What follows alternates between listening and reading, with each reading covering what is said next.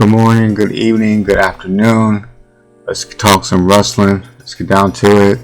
TNA officially signs Mike Santana, according to Colin Tesser of WrestleZone.com. As we know, Santana is a four-time TNA World Champion, tag champion member of LAX. Before TNA Rebellion, he last wrestled with the company in 2019. Then he signed with AEW and left part of the roster until March of this year. He also says, I'm dedicating myself fully to TNA, and I'm still going to be moving around any as much as I can as my schedule allows. I always love to keep it to good work, real-life balance. And my daughter, especially my daughter, is getting older. Family is huge things for me, so spending time with them, with my family, is huge. I'm in TNA for a long time. And we got Santana's set to face Myron Reed on the April 25th episode of TNA Impact. Swerve Strickland to Grayson Waller. AEW is the best wrestling in the world. So AEW champion Swerve Strickland responded back to Grayson Waller. As we know, Grayson Waller was trolling AEW last week and a week before that on his Twitter, and just recently took those shots. And AEW has promoting an upcoming show in Jacksonville, which is which is considered AEW's home. So AEW's world champion Swerve Strickland was on News 4 Jacksonville. When asked about Grayson Waller's comments, he noted that there was a dig at AEW, obviously, and I love the subtleties and the person that said it. Congratulations on the championship gold.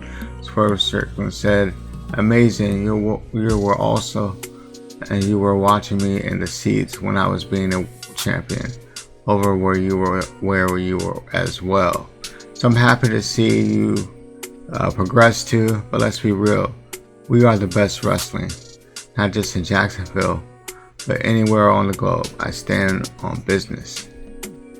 Alright, so there you go. That's what Swerve said. Jacob F2 WWE Debut. As we know, the news has been going around the campfire that Jacob F2 has been telling people he signed with the WWE, and he's expected to debut on WWE television this week, or possibly as early as, which is to be the April 26th episode of WWE SmackDown.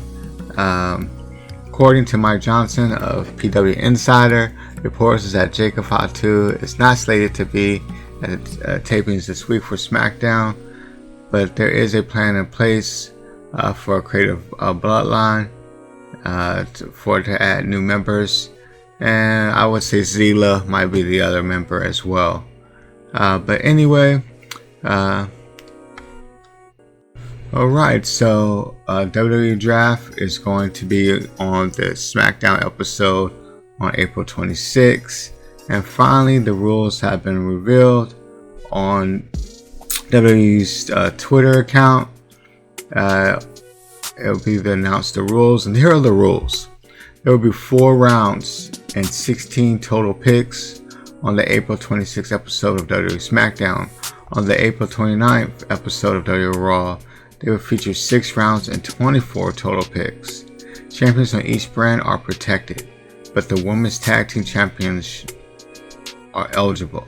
SmackDown will pick on April 26th, and Raw will pick on April 29th. The rosters will lock on Monday, May 6th. So there you have it.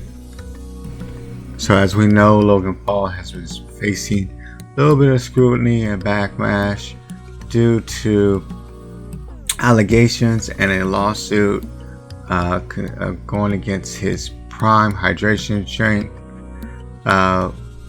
Paul went online and responded strongly to those accusations, and making it clear that legal action will be taken in 48 hours to the TikToker who responded for a line on his brand. Alright, let's talk about this. Logan Paul began. First off, anyone can sue anyone at any time. That doesn't make the lawsuit true. And in this case, it is not. These claims that the PFOs are forever chemicals come from plastic. So in this case, they're not talking about the actual drink, the Lacquer Prime. They're actually talking about the bottle is manufactured in. This ain't a risky, rinky-dink operation. We use the top bottle manufacturers in the United States. All the favorite beverages brands like Coke, Pepsi, Tropicana, and Dr. Pepper. These are all used these companies. And the product is served in plastic. And they make a bottle for them. According to, we follow Title 21 Code of Regulations for PET and all other type of bottles. So there you have it. Mandy Rose clarifies details about her WWE release.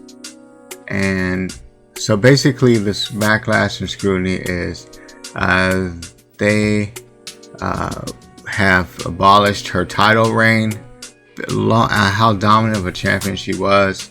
And then she went to Twitter and tweeted out, very disappointed but not surprised, on her Twitter account. And recently the NXT Women's title picture has been drawing a lot of attention. At NXT Stand and Deliver, Roxanne Perez managed to win a championship, second time in her career. Before there have been many stars who have had good runs for the championship, but there only been a few multiple-time world champions. Randy Rhodes, who had a 413-day reign, seems to have been just thrown out of the way. We just talked about that. And her thoughts on the Power Alphas podcast. She said, I wasn't mentioned and a few other women that aren't in the company anymore, but me especially, of my 413-day championship reign. And I was definitely one of the third longest champions to hold that NXT Women's Champion. So I saw a lot of comments. I wasn't really going to respond because I didn't know how it would happen. If I respond, it starts to get crazy. But I didn't respond to one comment. All I said was, yeah, it's disappointing, but not really surprised.